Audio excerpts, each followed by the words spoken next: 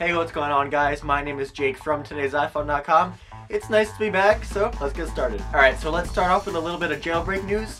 Now, you may or may not know that the untethered jailbreak for iOS 5 devices that aren't the iPad 2 or the iPhone 4S has been live for a couple weeks now, so that's great for those of you with those devices, but there are a large portion of you with the iPad 2 or the iPhone 4S still waiting for that untethered or even a tethered jailbreak.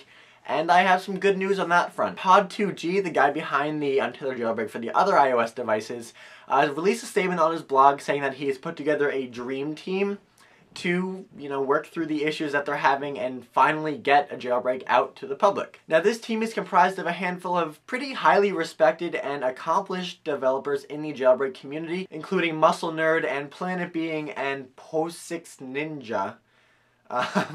So hopefully these guys can put their heads together and get this untethered jailbreak out to iOS 5 devices with an A5 processor, which as of now is only the iPhone 4 and the iPad 2, as soon as possible. Alright, moving right along, I'm sure none of you need reminding that with the new year comes a whole new round of Apple rumors. So let's run down some of the most likely or most rumored products that we might be seeing in 2012. Now, of course, the first thing on the list is the iPad 3, and it's basically a given that we will see an iPad 3 sometime in 2012.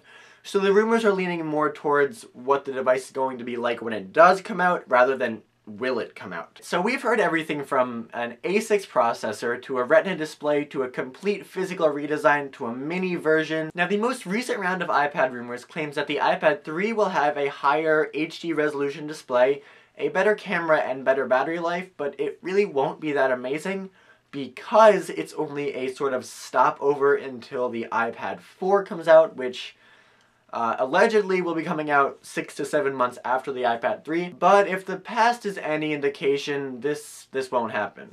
Apple's not going to release an iPad 3 just months before the iPad 4. It doesn't make sense financially, doesn't make sense to the customers, it just no. So my best guess would be that the iPad 3 will get a bump in the screen resolution. Also, we'll probably see a bump in the camera resolution. As far as design goes, I'm sure it'll stay basically the same. We could see a redesigned home button, and we've been hearing rumors for a while now that they could get rid of the home button entirely, and at first I was super against it, but I have to admit, I don't use the home button on my iPad anymore.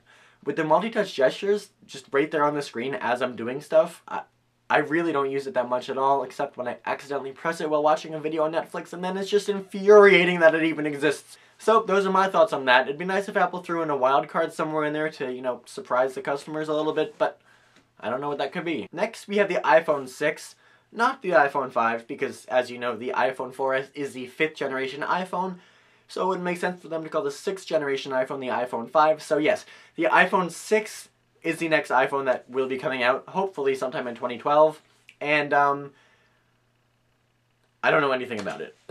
I mean, we've talked these iPhone rumors to death. Better camera, bigger screen, redesigned home button, thinner profile, all that usual stuff. So at least with the iPhone, it feels like there's a grab bag of rumors, and you never know which ones Apple will pull out of the bag, but it's probably going to be at least a few of those. Now, one thing I did want to share with you about the next-gen iPhone is this mock-up that hit the web this week. It's called the iPhone SJ, after Steve Jobs, and it looks really nice. It's designed by a guy named Antonio De Rosa at ADR Studios, and it's thin, it has a nice big screen, it keeps with the style that Apple usually does, but it looks more updated and sleek, and generally just something that I would want. And the other things Cam lists in his article are, of course, the Apple HD TV, updated iPods, updated Macs. And nothing really that surprising here. The only completely new product would be the Apple TV, not the box, the actual HD TV. And of course, we've been talking about that for a while anyway. So basically, 2012 has the potential to be a very exciting and cool year for Apple. But it also could just be a year of minor updates and rumors. Lots and lots of rumors. And finally, news broke that an Apple event was scheduled for sometime in late January. But it's not in San Francisco as usual, it's actually in New York, which, it seems fitting since they just opened that gigantic store in Grand Central Station. Now it appears the man in charge will be Eddie Q, who is the Senior VP of Internet Software and Services. So the event will most likely center around some sort of software, whether that's Newsstand or iAd or the App Store or anything else is not certain, but I think it'd be safe to say that I don't expect any new product launches at this event. Okay, well that's all the big news for this week, guys. Before I go, I want to leave you with a question of the day, and that is, out of the 5 products mentioned in Cam's prediction article, that would be the iPad 3, the iPhone 6, the Apple HD TV, new iPods, and new Macs, which one are you most likely to buy? If every single one of those was going to come out in 2012, which one would you be saving up your money to spring for? Personally, I'd go for the iPhone 6.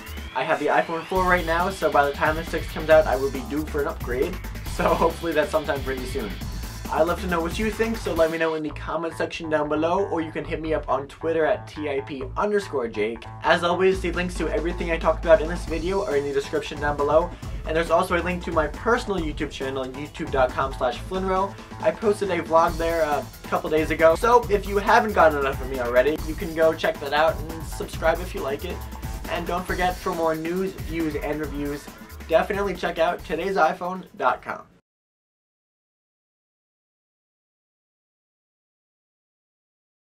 I was moving rusty metal things the other day, and now I have it caught on my hand and it's swollen, and that can't be good. So let's run down some of the most likely or most rumored products that we might be seeing in 2012. 2011. 2012? Oh my god, what year is it?